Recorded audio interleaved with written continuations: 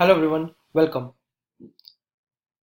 In this, we are going to talk about all the topics which we are going to cover in our training section. And we are going to talk about how we are going to do it. But let me start with my introduction first of all. So, I'm working in IT industry since 8 years and have experience of development testing on different tools and doing different projects. I have done manual security, performance, and automation testing. I worked on languages like Python, Java, JavaScript, etc., and the tools like Selenium, Robot, etc. I have 4 years of experience in training other people till now, and I have covered many lectures on different tools and technologies since then. I'm working as senior system analyst with TELUS nowadays. So that was all about me. Now we're going to talk about all the topics and everything we are going to cover. So first of all, as you know, we are going to talk about Python and then Selenium with Python. So why we are using Python is, of course, it's 20 years old, easy to learn and understand, and can be used for small tasks. And many libraries are present nowadays for them. And there are lots of communities which are available right now. But apart from that, you will see and learn how you are going to implement it in every small and big place. So that brings me to another slide, which is when Python. So any script, any UI, any website, any server side uh, testing or development, you are going to use Python for sure.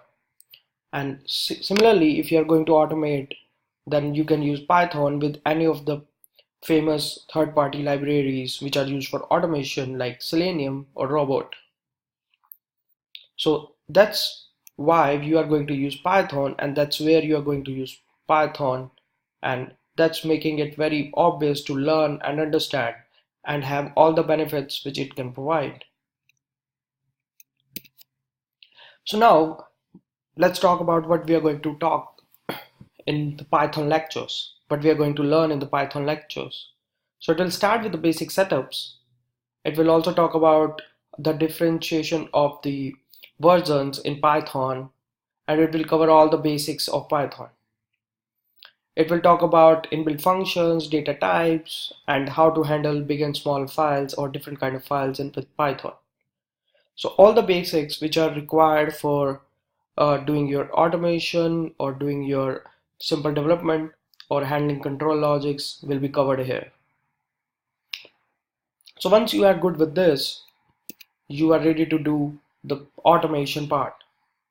So once you are aware of the Python basics, we'll talk about the automation, and why we are doing it with Python is again the same what we talked earlier. So we will have all the reasons to do that because it's going to be dynamic, faster, simple, compact, and it will save us time, which will save us the money. So that's why we are going to talk about the automation with Python, because we can actually implement all kind of validations and with all kind of systems, and it can also cover all kind of uh, like UI, backend, or different servers or different tools or technologies for actually testing those systems or validating those systems.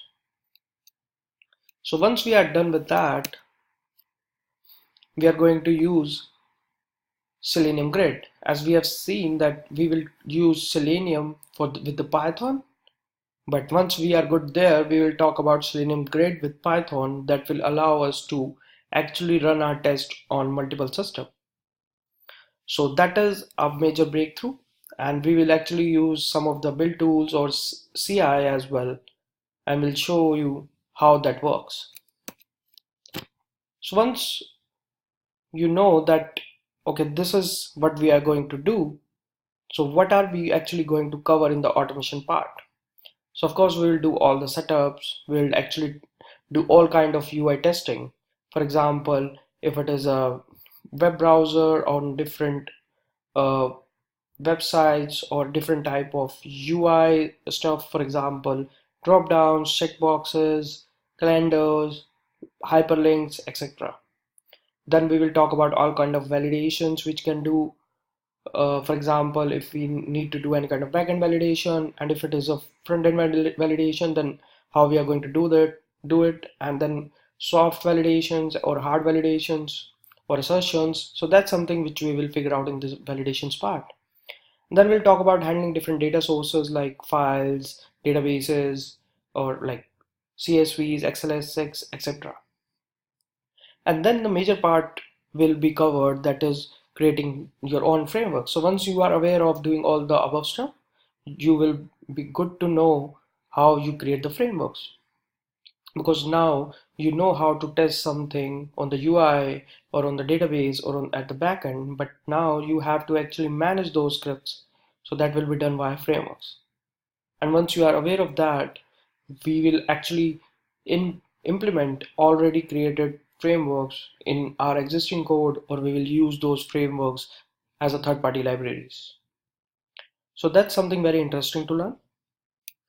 And once you have that in your brain and you are very much clear with all those concepts, we will actually organize our Python code with all the automation thing in terms of Java concepts.